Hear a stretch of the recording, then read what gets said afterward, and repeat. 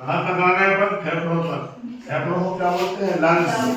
दो होते हैं श्वसन नलिका, नासा क्षेत्र द्वारा श्वास लेते हैं, यानी हम बाहर से वायु लेते हैं। अभी ऑक्सीजन नहीं ले रहे। वायुमंडल में ऑक्सीजन भी है, नाइट्रोजन भी है। ऑक्सीजन का परसेंट तो 21 है, नाइट्रोजन 78 है। वो भारी होती है, श्वसन वाली गैस नहीं है, बाकी अक्रिय गैस होती है। यहाँ से हम नासा क्षेत्र द्वारा वायु सीधी ग्रहण करते हैं। वो कहाँ पहुंचेगी? फेफड़ों में। फेफड़ों में पहुंचती है तो फेफड़ों के अंदर का ये स्ट्रक्चर होता है, ये कूपिकाएं कहलाती हैं। यहाँ ये ऑब्जर्व करती हैं, माने सोखती हैं क्या? ऑक्सीजन। नाइट्रोजन को छोड़ देती है बाहर। श्वसन क्रिया क्या होती है? श्वास अंदर आना, बाहर जाना। प्राणायाम करते हैं हम, एक नासा क्षेत्र से वायु अंदर लेते हैं, दूसरे से छोड़ते हैं। वो जो छोड़ते हैं वो नाइट्रोजन और आगे हानिकारक गैसें होती है। ऑक्सीजन काम की होती है तो फेफड़ों के अंदर ये महत्वपूर्ण संरचना पाई जाती है। छोटे छोटे बम छिद्रों की तरह होती है, ये ऑक्सीजन को सोख लेती है। जब ऑक्सीजन को सोख लेगी फिर ऑक्सीजन कहाँ भेजेगी? हृदय में। हृदय से रक्त का संचरण पूरे शरीर में होता है। तो आगे बढ़ेंगे अपन, हृदय का भी हृदय में जो रक्त रहता है उसमें सब न्यूट्रिएंट्स रहते हैं, कार्बन एंजाइम्स रहेगा, प्रोटीन रहेगा, लिपिड्स रहेगा, तो ऑक्सीजन तो उसको क्या करेगी? तोड़ेगी। इसके बाद फेफड़ों के अंदर, मतलब पीछे, अंदर नहीं, ये जुड़े हुए नहीं रहते, सब अलग अलग अंग हैं, ये साइड से जुड़े रहते हैं, सर में जोड़े हैं। हृदय आ जाएगा। हृदय में एक आलेख, दो आलेख, दो निलय होते हैं। दो में से रक्त निकलता है, दो में से आता है। धमनियां रक्त को ले जाती हैं, सिराएं लाती हैं। एक में अशुद्ध रक्त होता है, शुद्ध रक्त होता है। इसमें धमनी कैसा रक्त लाती है? अशुद्ध। सिराएं सिराओं में रहता है अशुद्ध रक्त, ठीक है, और धमनियों में रहता है शुद्ध रक्त। एक वो फुफ्फुसीय सिरा, फुफ्फुसीय धमनी, उसका अपवाद रहती है, एक रहती है, बाकी मुख्य रहता है। जो धमनियां होती है वो कैसा रक्त ले जाती है? शुद्ध। धमनियां दिखाई नहीं देती, सिराएं जो रहती हैं, जो नीली सी दिखाई हैं, ये सब सिराएं रहती हैं, अशुद्ध रक्त रहता है। अशुद्ध से मतलब नहीं रहता कि खराब है, उसमें क्या है? ऑक्सीजन नहीं रहती है, इसलिए उसको अपन अशुद्ध कहते हैं। गंदा नहीं होता, काला नहीं होता, रक्त लाल ही रहता है। ऑक्सीजन नहीं मिली है तो अशुद्ध है, ऑक्सीजन मिली हुई है तो शुद्ध है। तो वो यहाँ से हृदय में दो आलेख, दो निलय होते हैं, उसमें 12 कपाट भी होते हैं। 8 को ये बोल रहा है। यहाँ पे जो ऊपर वाला पोर्शन है ये आर्टिकल कहलाता है। इसमें जो ऊपर का जो निलय है, यहाँ से फिर उससे क्या कहते हैं? फिल्टर होके यहाँ पे कपाट लगे रहते हैं, वाई कास्पेट लगे रहते हैं, ट्राइकास्पेट, एक साइड लगी रहती है और एक साइड तीन लगी रहती है, जो छन्नी की तरह काम करती है। फिर वहां से ब्लड जो है फिल्टर होकर यहाँ पे निलय कपाट भी पड़े हैं, आगे निलय, ये निलय में पहुंचता है। निलय से यहाँ से उससे क्या कहते हैं? फिर पहुंचता है पूरी शरीर में, ठीक है। अब ये हार्ट कंप्लीट हो गया आपका। अब इसके बाद में आहार नाल, यानी पाचन तंत्र। पाचन कहाँ से? मुख से प्रारंभ होता है, चबाते हैं भोजन को, कुछ एंजाइम निकलते हैं लार के साथ। लार में कौन सा एंजाइम रहता है? टाइलिन, जो भोजन को लसलसा बना देता है, लुकीदार बना देता है, चिकना बना देता है, जिससे सटक जाता है अंदर टिश्यू पेपर से होके, और फिर यहाँ पहुंच जाता है कहाँ? आमाशय में। आमाशय के भी 3 भाग होते हैं, डेडोनियम, जेजोनियम और इलियम, ठीक है। ग्रसनी, ग्रसिका यहाँ से। इसके बाद आएगा आमाशय यानी स्टोमच। स्टोमच इसमें आहार नाल में सबसे बड़ी रचना होती है। तो सबसे ज्यादा भोजन लेंथी टाइम तो आमाशय नहीं रहता है, ठीक है, लगभग 3 घंटे, हाँ 3 घंटे के आसपास रहता है। यहाँ पे यहाँ भी बहुत सारे जठर रस निकलते हैं, भोजन को तोड़ते हैं, गलाते हैं। शाकाहारी भोजन करोगे तो वो उसमें जल्दी पचता है, मांसाहारी करोगे उसको पचता है। इसके बाद आहार नाल की लंबाई कितनी होती है मनुष्य में? 30 फीट, 21 20 से 30 फीट। छोटी आंत 21 फीट। अरे पूरा अच्छा पूरा आहार नाल लंबाई होती है 30 फीट या 10 मीटर। 21 फीट तो छोटी आंत की लंबाई है। ये वाली जो है ना, ये छोटी आंत कहते छोटी इसलिए है, वो पतली है। उसको बड़ी आंत कहते हैं, लंबाई इसकी कम रहती है, इसकी ज्यादा रहती है। ये जो देख रहे हैं ना, वो क्या बोलते हैं? आंतरिक बाहर निकाल लेंगे, आते हैं, यही इसको आंत बोलते हैं। छोटी आंत पर यही बाहर निकल जाती है तो पेट में जब चोट लगती है ज्यादा दिक्कत होती है, तो भोजन काय के द्वारा दिया जाता है और ड्रिप सेट के द्वारा, मतलब ये पाचन करने में उस समय सक्षम नहीं होती है, जब तक इसकी रिपेयरिंग चल रही होती है।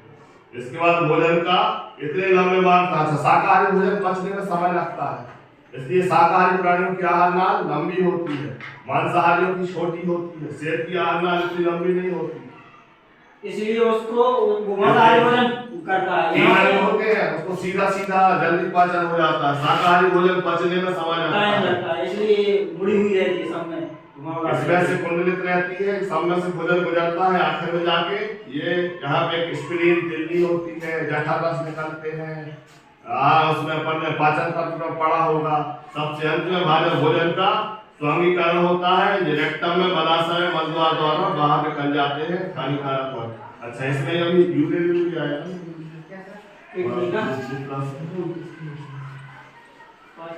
इसके बाद किडनी वृक्क बहुत महत्वपूर्ण होते हैं, सुने होंगे, ये हर मनुष्य में 2 होते हैं, एक से भी कम चल जाता है, कभी कभी किडनी दान कर दी जाती है, किसको, रक्त संबंधी को, मतलब माँ अपने बेटे को किडनी दे सकती है, लेकिन उसमें भी एक बचेगी, इसमें भी एक बचेगी, और उसका यदि शरीर में खराबी हुई तो दूसरी भी खराब हो जाएगी।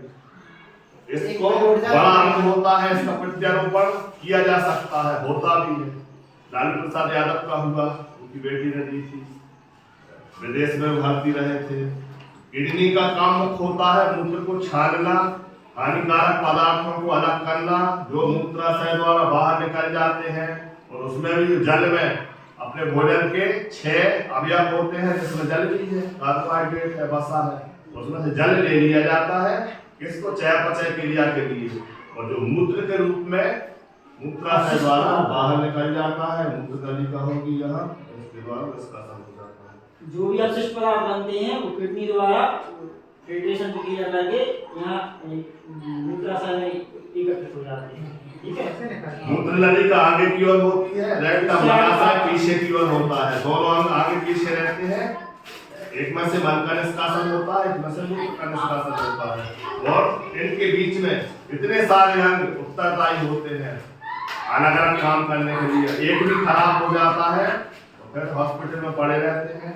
आजकल विज्ञान ने तरक्की की है तो वो बदल नहीं, तो जैसे डायलिसिस रक्त को दूसरा चढ़ा देते हैं, हर 1 महीने में पूरा रक्त बदला जाता है, डायलिसिस उसे बोलते हैं, जिसे ब्लड कैंसर होता है उसका बदलना पड़ता है, क्योंकि ब्लड में सेल्स होती है, कैंसर हो जाता है, इनमें किसी में भी कैंसर हो सकता है। कैंसर माने कोशिका का नियमित विभाजन, शरीर का एकदम बढ़ना, ट्यूमर, बहुत सारी आप साइंस में आगे जाएंगे, डॉक्टर लाइन में जाएंगे तो पढ़ेंगे, बेस छोटा छोटा हम यहाँ पढ़ रहे हैं, इसी का विस्तृत है 5 साल MBBS में होता है, तब हम डॉक्टर बनते हैं किसी एक अंग विशेष के, सुना है ना, ब्रेन का अलग होता है, गाइनोकोलॉजिस्ट अलग होते हैं, हार्ट स्पेशलिस्ट होते हैं, ENT होते हैं, ईयर दांत वाले, डेंटिस्ट अलग होते हैं, सिर्फ दांतों का इलाज करते हैं, वो तो उनकी ब्रांच होती है, 5 साल में पढ़ेंगे, MD स्पेशल उसमें करेंगे किसी अंग विशेष में,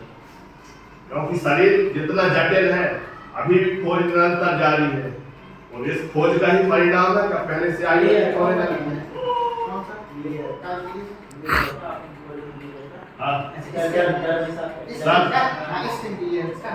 इसके बाद ये देखो अगली है ना, ये आंखें हैं,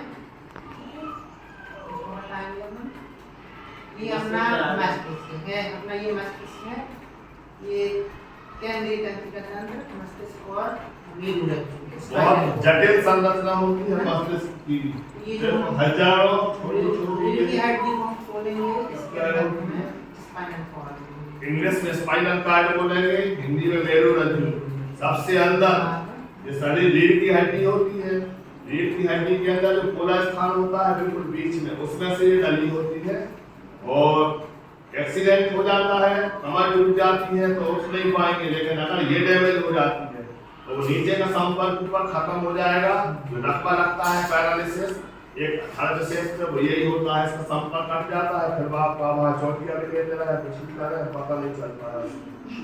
डॉक्टर कभी बेहोश करता है, जैसे उसे जाके एनेस्थीसिया वाले का तो वो ऑपरेशन यहाँ करने इंजेक्शन का लगाते हैं, ये रिक्ति हड्डी का जो नीचे वाला पोर्शन है, यहाँ इंजेक्शन लगाते हैं, पूरी बॉडी जो है कैसी हो जाती है, निश्चित हो जाती है, शून्य हो जाती है, अपन को पता नहीं चलता कहीं भी काट के गिरती है। और अगर निश्चित नहीं करेंगे तो फिर आप इतने चिल्लाओगे तो उसके वो करे नहीं पाएंगे, उससे छुरी छुड़ा के खोज मार दो, क्या करना है। कुछ पेशेंट वैसे ही बहुत चिल्लाते हैं, कोई को सुई लगती है, तो वो लगा नहीं पाते, उसको पहले चिल्लाना बंद कर देता है, सही है।